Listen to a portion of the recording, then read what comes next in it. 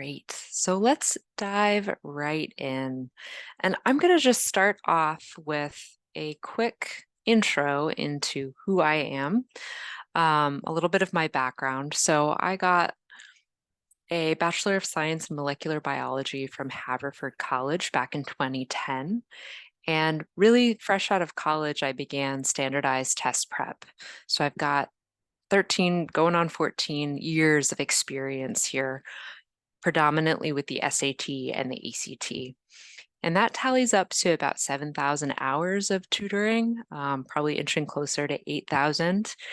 And some of my key experiences that have really helped inform how I view these test changes was that I was a question writer for the McGraw-Hill SAT guide in 2016 when the SAT switched from its old version pre-2016 to the current version of the test. So now we're going through another change on the test as it changed from a paper-based exam to a digital exam. I've also been a content creator for numerous test prep apps. I've taught SAT and ACT prep classes at international schools all over the world. And as I mentioned, I have a tutoring company here in Ellsworth, Maine called the Tutoring Nook. I'm also a mom, partner, hiker, surfer, and avid reader. Okay, so this workshop is going to cover digital SAT structure and timing. We're going to talk about how the test is scored, how to navigate the digital SAT testing platform, some general broad stroke strategies for the verbal and math modules, testing options, namely test dates, and also timeline considerations. So how do you figure out when you're going to take the test? What should you consider? Some study resources, and then we'll have a question and answer session at the very end. Okay, so digital SAT structure and timing. This structure is quite different from the current paper-based test that's still in administration until December of this year. So the digital SAT is quite a bit shorter. The verbal modules, which are always first on the test, are split up into two modules, and it's the same number of questions, same amount of time, 27 questions, 32 minutes. After two verbal modules, you will get a 10-minute break, and then you'll take your two math modules, each of which are 22 questions long and 35 minutes in time. So this is a total of 98 questions spread out over 2 hours and 14 minutes of testing time.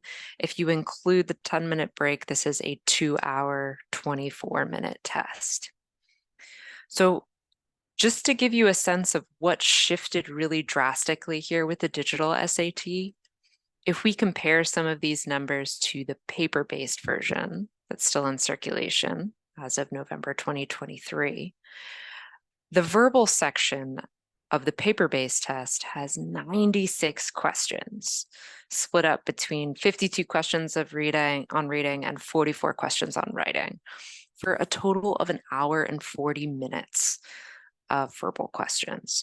So that is the biggest shift here, is that there's far fewer verbal questions on the digital SAT and far less time spent on the verbal section, a difference of 36 minutes.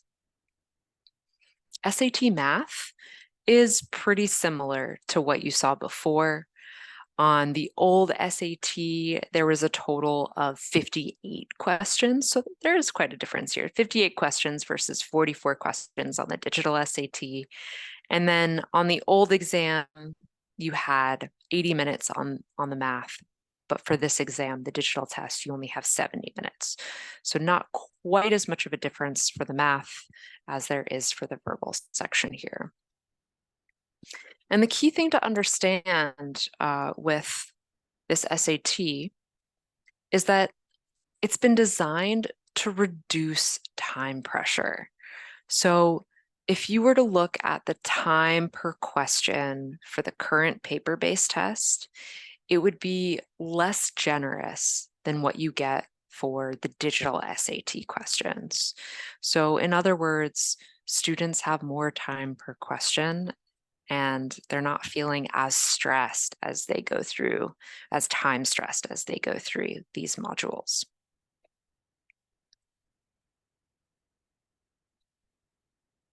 Okay, so another key difference here. The digital SAT is called an adaptive test. And what that means is that the test will progressively get harder. And there's really two ways that that can happen. On a test like the GRE, for instance, the test gets harder by questions. So for each question that you do as you move to the next question, it could be harder or less hard depending on whether you answer the previous question right. Now, that is not the case with the SAT. It's adaptive by modules. So we were looking at verbal module 1, verbal module 2. So verbal module 1 is the same mix of easy, medium, difficult questions for all students taking that verbal module. It's not the same exact question for all students, but it is the same ratio of easy, medium, difficult questions. And then based on how a student does on that first module, they will then get a relatively easier or harder second module for both the verbal modules and the math modules.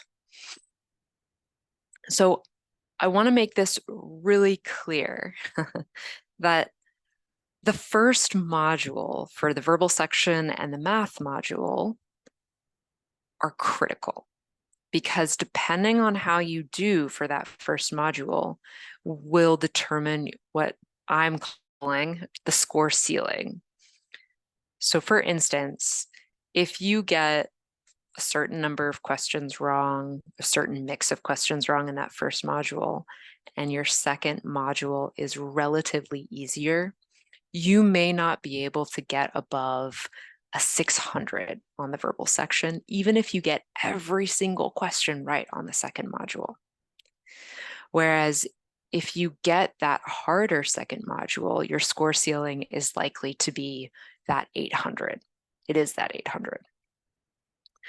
So no matter how well you do on a second easy module, you will not be able to score above a certain score. And that varies from test to test. So I'll get into this in a second, but when we think about how well you need to do on the first module, there's nothing quantitative we can say. We can't say, well, you need to get let's say 22 of the questions correct on the first verbal module in order to get to the harder second module. It's actually kind of a mystery. It will never be released how many questions you needed to get right or which questions you needed to get right. And that's a function of how the SAT test is scored. So it's pretty complicated, but I'm going to try to give a very basic overview so you can understand the key nuggets here. So on the old paper-based test, there used to be these really nice and neat scale conversion charts where for the number of questions you got right, it correlated to a certain scaled score out of 800. Well, on the digital SAT, they use a very sophisticated and powerful statistical model called item response theory. And the thing to know is that the questions are weighted differently for a variety of reasons. It's not just the difficulty level. There's some other factors that are included in this model. And the questions they're also evaluated for how easy it is to guess correctly without much knowledge of the concept, as well as how these questions differentiate between students who perform well on the test or don't perform well. It's a really vague explanation, but just understand that it's complicated. You'll never actually get a clear understanding of which questions you got wrong and how that correlates to your score. But what you will know for certain is your score, which is in a range of 200 to 800 for the math and verbal sections, for a total overall score of 400 to 1600. And as I mentioned, the score reports won't give specific question feedback. In fact, the College Board will no longer be releasing tests as they did in past years, where you could see the actual test for certain administrations of the exam, like the March and May and October administrations. That's no longer the case. The only thing that you'll see on your score report is the percent that you got of questions you got correct for certain domains of the verbal and the math sections, which we're about to cover here. Okay. So let's talk a little bit about the verbal module. And I'm gonna just throw up all of the different domains that you can be tested on here. But in order to make this a little bit more concrete, I'm gonna take you through the Blue Book app so I can just show you some examples of these questions. But the main takeaway from this page is that you've got 4 domains for the verbal module. You see those in capital letters in bold here. And these 4 domains are in the order that you will receive them on the module. So you will always get craft and structure questions first, and then information and ideas, followed by standard English conventions and expression of ideas. This is important to know because the questions in each domain progressed from easy to difficult. So when you get your first chunk of craft and structure questions, let's just hypothetically say that's questions 1 through 5. Question 1 will be relatively easy compared to question 5, which will be relatively hard. And then when you get into your information and ideas questions, the difficulty level will reset. So your first couple information and ideas questions will be easy. It'll progress in difficulty level and then reset with the first standard English convention questions. So knowing how to differentiate between these domains is helpful for understanding what level of difficulty of question you're dealing with, which also may be helpful for judging whether you should move on from a question if you're getting stuck on it. If you know it's a really hard question, that might help inform your decision of whether to skip it and come back to it later.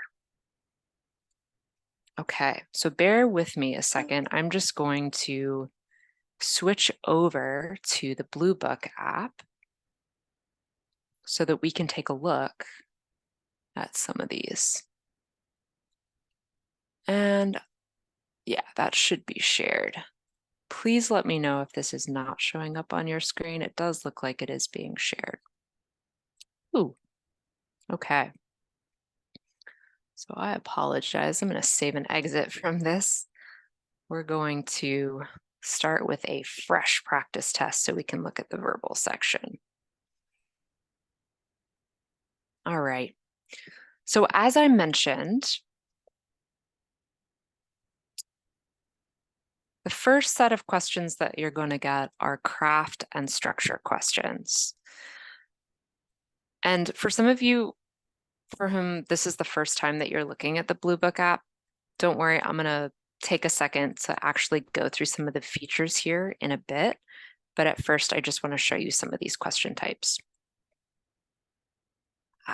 Okay, maybe go full screen. There we go. All right, so if we take a look at question 1 here, notice the wording. It talks about completing the text with the most logical and precise word or phrase. That is a classic craft and structure question. These types always come first. And if you go to number 2 here, you'll see it's a repetition of the same question type. You're basically filling in the most appropriate word.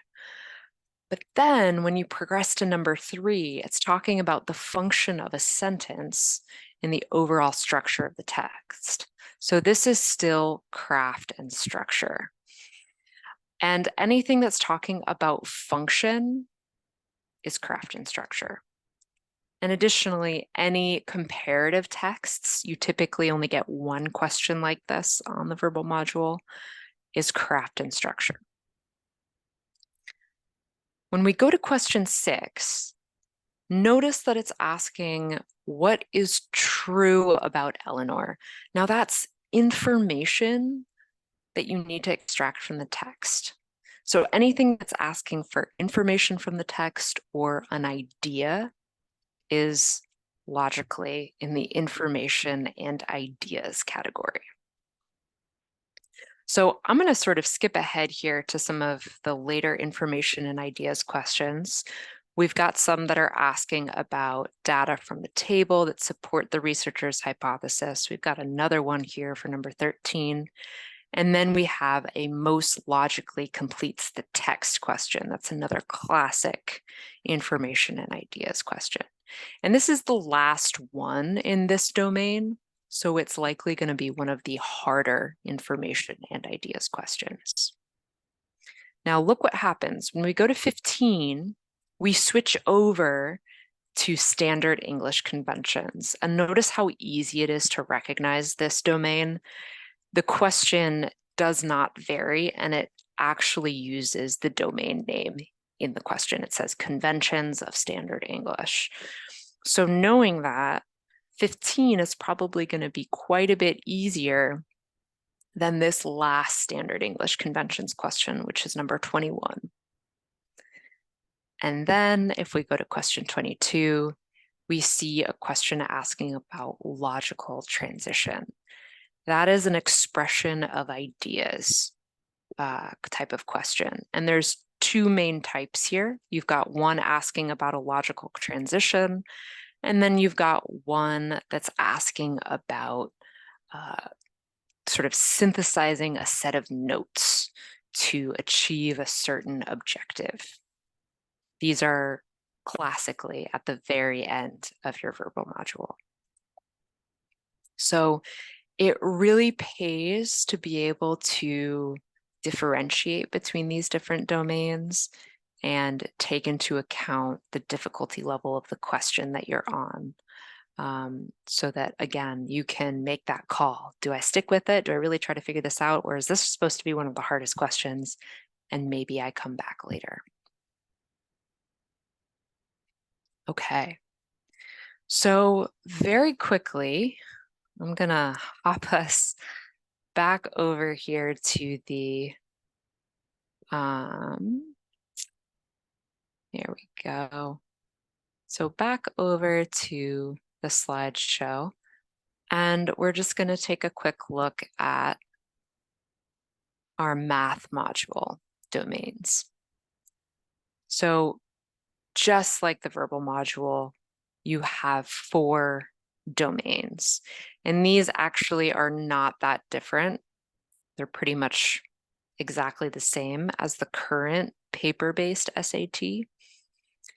And there is a slight difference between the new digital SAT and the current paper-based test in the number of questions that you get on each of these domains. So algebra and advanced math, these 2 domains are the lion's share of the questions tested on math. It's about 70% of the questions that you'll see, each of them about 35% of the questions. Problem solving and data analysis used to be a pretty heavily tested concept or domain on the paper-based SAT, and they've really pumped the number of questions way down. So you're only going to get about 15% of the questions falling into this domain. And then geometry and trigonometry, that's pretty close to how many questions they used to test on the current paper-based test. It's about 15% of the math questions as well. So we're going to take a quick look at math questions here in a second. What I do want to say about the math module is that the questions are a little bit more simple to track in terms of difficulty level. When you open up your first math module from question 1 to 22, it just goes from relatively easy to relatively hard. And I will say that difficulty level is quite subjective. So let's just hypothetically say that you recently learned exponential functions. Exponential functions are typically considered a higher level difficulty question. So you might find it towards the end of one of the math modules, and it might seem really easy to you. Whereas maybe you learned systems of linear equations 3 or 4 years ago, and those are super rusty. And you get one of those questions as like number 3 on a math module. You might look at it and need to skip it if you don't remember how to do it. So again, it's very subjective with some of these questions. Another thing I want to mention about the math module is that you will mostly have multiple choice questions here. You will also have a handful of free response questions throughout the section. So this is a little bit different from the current paper-based test that has like 15 multiple choice questions followed by 5 free response questions on the no calculator math. For the digital SAT, it's just 22 math questions, and you don't really know where the free response questions are going to show up. That also reminds me, I should have mentioned this earlier, but that's another major difference with the digital SAT is that you can use the calculator on all of the questions. There's no longer a no calc math section. It's all calculator questions, which is, I know, a relief for some students. Okay, so we're gonna look at some example math questions. I'll try to point out some of these different domains, but we're gonna do it in the context of exploring the Blue Book app. So for those of you who don't know, this is the digital SAT platform. So if you're taking the digital SAT for one of the national test dates, so a weekend day, a Saturday, you will show up with your laptop if you have one. If you don't, you will be administered a laptop, and you'll have the Blue Book app downloaded beforehand. And that's how you'll take the test. And I encourage you, if you have not heard of the Blue Book app or if you have not explored it, to go ahead and download it. You can go to the College Board website and download it right to your laptop. And what's kind of cool about this app is that you've got some practice tests that you can take. So for some of you, the PSAT that you took back in October, you already took it on the Blue Book app. But if you didn't take the PSAT, maybe you haven't had familiarity with this app. And currently on the Blue Book app, you have one digital PSAT that's available for practice. You also have 4 digital SATs available for practice. The College Board has stated that they will be releasing a new digital SAT for practice every 6 to 8 months. We'll see if that happens. Great. So let's take a tour. I'm going to bring us back to the Blue Book app. There we go. And I'm going to have us go back to just the beginning of this verbal module. And I want to take you through some of the key features here that you might find very helpful as you're taking this test. It's really good to explore all of these features so that you can have the most effective test taking experience. So first thing, this kind of is hidden, but these little tabs here can expand the question window or the answer choice window. Some students like to have the question window a little bit bigger. Up to you, but making it equal is the default here. At the very bottom, you already saw me use this, but there's a question navigation page that you can just pop up by clicking on question 1 of 27. And notice here that it tells me my current question, it tells me my unanswered questions, and I can mark questions for review. And when I do that, it will show up on this little navigation page. I can also hide the time here at the top, which for some students, if they're feeling a little anxious about time, is helpful, and then very quickly show it. My battery power is also listed in the upper right corner. This is helpful on test day, as you'll need to come with your laptop fully charged.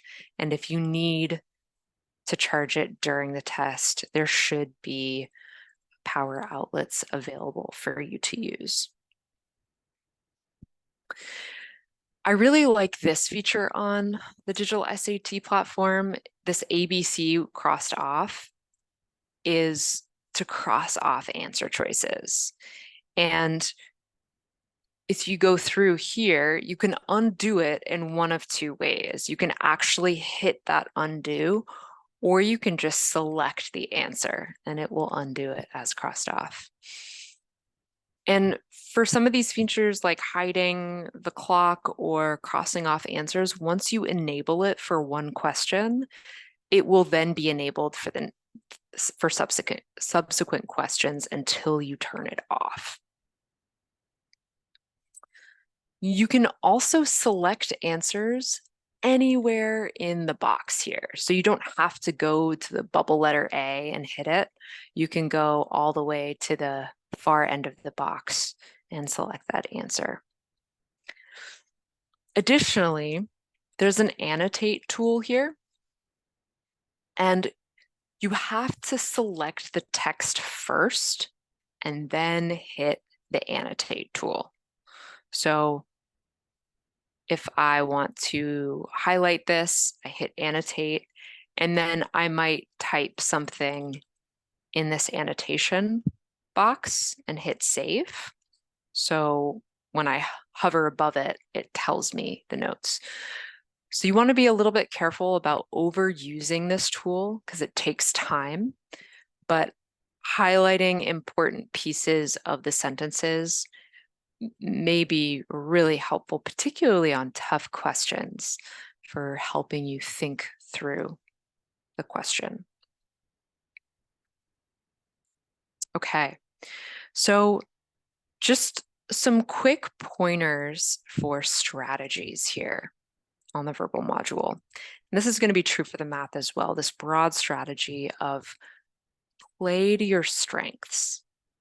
So for instance, I know that for me, standard English conventions are very quick for me to do, and they feel easier than some of the other reading heavy questions. So if I know that I want to do those questions first, I might just navigate to about halfway in the section. That's usually about where they start. Find that first standard English convention question and then do that group. I may also feel pretty comfortable with some of these logical transition questions, but maybe I don't love the notes questions like 26 and 27. So I'll go back to the logical and precise word or phrase because those are pretty quick and easy for me to do as well. And then I'll make my way through the rest of the sections. So feel free to bounce around to the domains that feel easy to you. And some of the domain questions you may find take up less of your time. So it's important for you to prioritize the questions that you can do pretty quickly. All right. So important to note here, when I'm done with this section, let's just say that I've gone to 27, I've answered it. When I hit that next button, it'll say check your work. It'll show me my review page here. And I can hit next, even though I had some time left over on this module. So this is only true for the digital SAT practice tests on the Blue Book app. On an actual test day, you have to sit there until the module is over. You can't end a module early and move on to a next section. So you might as well spend that time checking your work if you do finish early. Okay, so we'll do this again. We'll go to the review page and we will end the module. Next, you're going to see a break. So again, this is a practice test on the Blue Book app. You can totally resume testing before the break is done, but on an actual test day, you would have to wait until the 10-minute break was up before moving on to the next module. So essentially all students are going to be progressing through the test at the same time. Okay. So let's go to the math. All right. So there's some features here that I want to point out that are different from the verbal module. And one of the most important ones is this, if I can get it, there we go, this reference sheet. This is exactly the same as what you see on the current paper-based SAT math sections. This gives you all of your geometry formulas. So make sure that you are well acquainted with it. I teach a bunch of students who forget that special triangle ratios are on this and they can always refer to them. I get students forgetting that the conversion for degrees of an arc in a circle and radians of arc in a circle is actually provided here. So get cozy with these and make sure that you know which questions to use them on. Again, geometry and trigonometry is a domain that is not heavily tested. There's only about 15% of the questions will fall in that domain. Additionally, we've got a calculator here. So students are welcome to bring their own personal calculator on test day, but just know that this Desmos calculator that's provided on the digital SAT is extremely powerful and easy to use. I actually kind of prefer using it and getting fluent with it. It's just a little bit easier to navigate in my personal experience than a handheld calculator. Okay, so just to point out some of the questions and what domain that they fall into. If we take a look at number 1, this is asking about a frequency table. Frequency tables fall into the problem solving and data analysis domain. If we look at number 2, which expression is equivalent, this is a quadratic expression, and that would fall under advanced math. And then if we take a look at number 3, this is a verbal linear equation. So this would fall under algebra. So you can already see it's a complete mix from the get-go. It's unlike the verbal section in which the domains are given in chunks. For math, it's totally random. So let's take a look here at a free response question. I mentioned this, that the free response are sort of sprinkled throughout the test here, and they give nice directions here for student-produced response questions. They tell you all of the different ways that you cannot accept credit for certain questions. That's namely when you have repeating decimals, like 2/3. You have to fill out the free response to 5 places in order to get credit or enter it as a fraction. What's also new about the digital SAT math is that you can have negative answers for questions. That used to not be the case on the paper-based test. And as usual, you cannot answer with mixed fractions. It has to be improper fractions here. So just an example of something that might happen to a student for question 6. When we take a look at this, and we see that the table summarizes the distribution of color and shape for 100 tiles of equal area. And we're looking to see what the probability is if one of these tiles is selected at random. What is the probability of selecting a red tile? So I look at red and I see that there's a total of 30 tiles. So I might be inclined to put in 30 divided by 100. But I'm only allowed 5 spaces in the free response. This is not a valid answer in part because I need to reduce the fraction. So I could either put 3/10 or I could put 0.3, and either answer would be okay. Notice the directions in the question tell you to express the answer as a decimal or fraction, not as a percent. So don't input 30 as your answer here. Okay. We'll also look at an example of a question where it's really helpful to know how to use your calculator. So we'll take a look at number 10. So I have some students who look at this and feel pretty intimidated because they're not super familiar with exponential functions. Not a problem. This is asking for a point on the graph, specifically the y-intercept. So take a look here. I'm going to open up my calculator and I'm just going to put in y equals 11 1/12 to the x.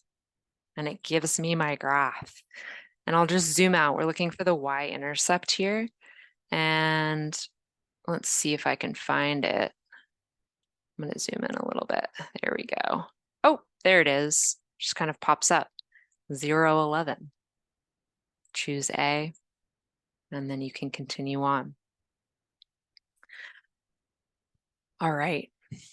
So for the sake of time, we're going to keep moving on. But as I mentioned this before, general strategies for math, play to your strengths. Don't get caught up on any one question.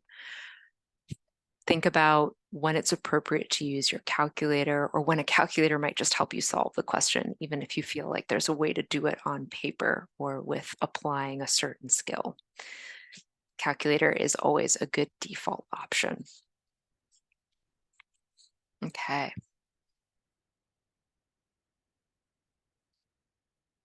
So going back and finishing up here, I want to touch briefly on resources for studying for the digital SAT. Some free resources include the Khan Academy Digital SAT course. Pretty comprehensive. I highly recommend it. If you want practice with full-length tests, the Blue Book app is a good start. If you're looking for more tests beyond that, you'll need to look into some organizations that have created mock digital SATs. The Association for Test Prep Admissions and Private Tutoring, the hosting organization tonight, has created some of those exams. They're excellent tests. There's a 3-test package or a 6-test package that you can find on our website. And then I've also done some research looking into 2 different companies that have put together really great study materials and mock tests, including Test Innovators and MetaStudy. MetaStudy, I will say, has produced some of the hardest mock tests that I've seen. So if you're someone who's really aiming for a high score, 1400, 1500 plus, I encourage you to use MetaStudy for your practice tests. Okay. And then a quick note about test dates. So the first administration of the digital SAT begins on March 9th, 2024. That's, I should say, US, in the US. It's been circulating internationally for about 9 months now. So the first international digital SAT happened in March of 2023. Subsequent 2024 test dates will include school day SAT testing. So your school might offer a school day SAT. The window is pretty broad. It's anywhere between March 4th to April 26th. So just check in with your school to see if that's going to be offered. May 4th will be the next national test date available, followed by June 1st, and then anticipated 2024 to 2025 tests are August 24th, October 5th, November 2nd, and December 7th. Additionally, I just want to mention that scores are released the second Friday after test day. So you take the test on Saturday, that upcoming Friday passes, and then the next Friday will be the day that scores are released. And then some timeline considerations. So one thing to consider is that the amount of prep a student needs can vary. Some of the students I work with, they really only need 3 or 4 hours of prep. And then some students need more like 12 hours of prep over a period of about 12 weeks. So here are some of the factors that play into figuring out your testing timeline and the amount of prep that you need. So first thing, Algebra 2 completion. If you are a junior enrolled in Algebra 2, you will want to wait to test until the spring after you've had most of Algebra 2 completed for the year. It's a really helpful math class for the digital SAT. Additionally, baseline score versus goal score. So if you look at, let's say, digital PSAT scores, and let's say you get a 1050, but your goal score is a 1350 or 1400 plus, you will likely need a good chunk of prep. And so you'll want to consider how you want to sort of figure out how long you want to prep for. That could possibly be 3 or 4 months. And that will play into your testing timeline as well. Like, when do you have the time to prep for 3 or 4 months? And that will be based on your school and extracurricular schedule. If you're taking 4 AP classes this year, maybe you don't want to take the May 4th SAT. You will probably be in the midst of deep studying for your AP exams and maybe feeling a little burned out. If you are a soccer player and your season is in the fall, maybe you want to consider doing a winter SAT test date or a spring SAT test date if you know that you'll have more time after school then. Sports recruitment is a big one. It would actually be best to talk to a college counselor about this. I am no expert in this, but I know what I've heard from other college counselors is that the conventional wisdom is that if you're getting recruited for sports, it's best to get in an SAT early, so the fall of your junior year. And additionally, overall test readiness is really important. I see some young juniors who are still struggling with focus and organization and critically impulsivity when taking a test.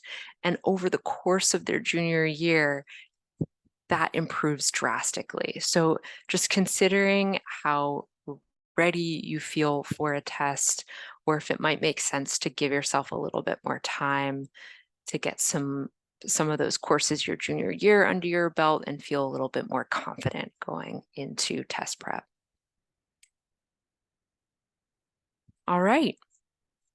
So that is the end of our presentation here, and I am happy to take any questions either through the chat, or if you want to unmute and ask a question, you are welcome to do so. And if there are no questions, that